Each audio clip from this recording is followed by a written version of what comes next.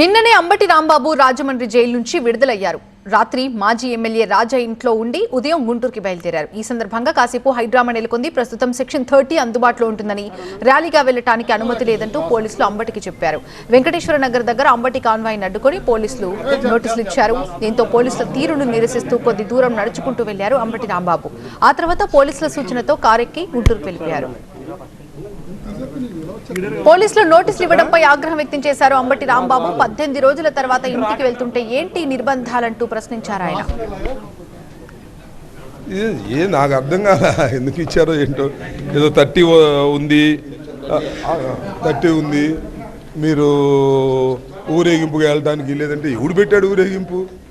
ఎవరు పెట్టారు? నేను పెట్టాను ఊరేగింపు. నేను రిలీజ్ అయినప్పుడు 10 మంది పలకరించడానికి వస్తారు, వెళ్తారు. నేను పోలీసు వారికి సవినయంగా మనవి చేసేది ఏంటంటే, అయ్యా మా ఇల్లు పోలీసు వారు దగ్గరుండి పగలగొట్టిచ్చారు. 18 రోజులు జైల్లో ఉండి ఇంటికి వెళ్తుంటే మళ్ళీ ఏంది ఈ నిర్బంధాలు? నాకు అర్థం కాలేదు. What is this? ఇదన్నా పోలీస్ ప్రభుత్వమా?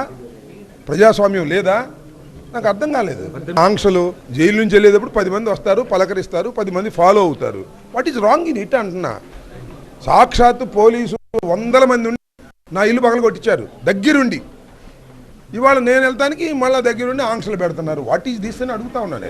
లా అండ్ ఆర్డర్ ఎంత దౌర్భాగ్యంగా ఉందో నా ఇల్లు పగలగొట్టినప్పుడు అర్థం అవుద్ది కదా. నా ఇల్లు పగలగొట్టినప్పుడు లా అండ్ ఆర్డర్ ఉందా? 8 గంటల సేపు నా ఇంటి దగ్గర ఉన్నారు.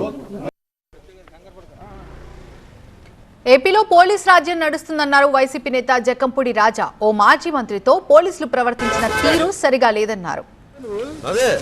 కావాలని అధికార దర్పం ఏది చేసినా చెల్లుబాటు అవుతుందనేటువంటి ధోరణిలో ఇవాళ ప్రభుత్వం నడుస్తూ ఉంది. పోలీసులను అడ్డు పెట్టుకుని ఇలా అరచేతితో సూర్యుడిని ఆపాలనేటువంటి ప్రయత్నం, అది సాధ్యం కాదు. అది ప్రజాస్వామ్యంలో నియంత్రణలాగా పరిపాలించేటటువంటి వాళ్ళకి చరిత్ర ఏం చెప్తుందో ఒకసారి తిరగి చూసుకుంటే వాళ్ళకి అర్థమవుతుంది.